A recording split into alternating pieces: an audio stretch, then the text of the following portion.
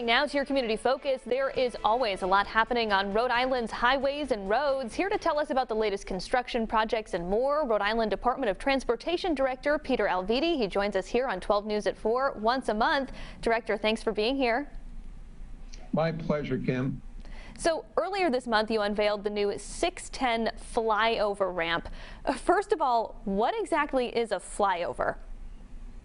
So a flyover does exactly what the name infers. It's a ramp and an overpass that flies over the rest of the infrastructure and roads in the area to get you from one place to another. It kind of brings you above it all and then back down to it on the other side. And this piece of the 610 interchange is really the signature piece, right? It was the piece that was never built, even when they originally built the interchange. Back in the 50s, a connector to get from Route 10 north to Route 6 west, or to go from Cranston on Route 10 to Johnston on Route 6, was never built. Mainly because, there wasn't a demand for it in those days, but now there is. And we built that, and it's going to save people a lot of time and a lot of effort from having to traverse through Olneyville to get from one place to another. This ramp now very conveniently will take the trucks that provide goods and services to our state and commuters to quickly get from one place to another. Are you already noticing an improvement in the traffic flow? Is it already having the desired effect? Yes, it is.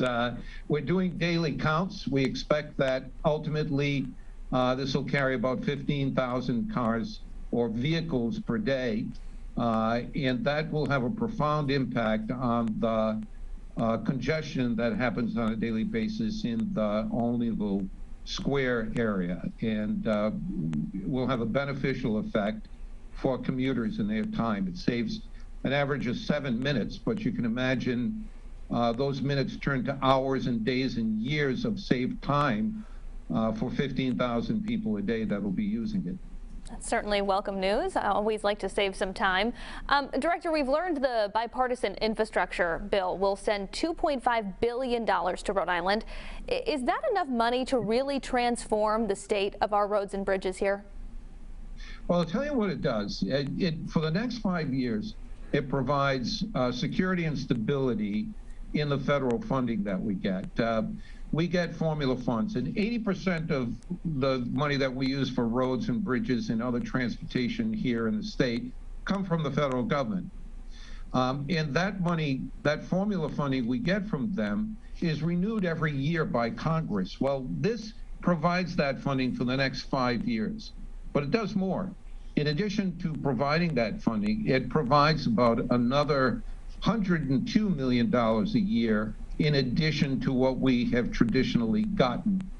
And that will have a very beneficial effect on the improvements that we're making. We made a lot of improvements because of road works. You see a lot of construction going on. But this will allow us to take our 10-year plan into some 600 projects that we have in that 10-year plan and accelerate those projects so that it provides the funding so that we could do those projects sooner and get a good state of repair to the people who use our transportation infrastructure much sooner than we had originally planned. So it's a great opportunity for us, and we are uniquely poised with a project management team and a 10-year plan in place to be able to implement these funds very efficiently and economically. Director, we have just about a minute left, but I wanted to ask you about something that's been circulating on social media, this recent report that was put out by a libertarian think tank called the Reason Foundation. It ranks Rhode Island's highway system as 49th out of 50th, behind only New Jersey. Why are we at the bottom of the list? Well, we have been for decades. But what I just told you in terms of the work that we've been doing for the last 7 years, particularly during the last 3 years, you see an incredible amount of improvement to our roads and bridges. This Reason report is using information that is from 2019. It's 3 years old. Well, you can imagine the amount of work, you've seen it, everyone's seen it as they travel our roads, that we've done in the last 3 years to correct this situation. We're not being credited for that because, you know, organizations like Reason are using old information rather than new. For example, in 2019, they have us with 22.3% of our bridges as deficient.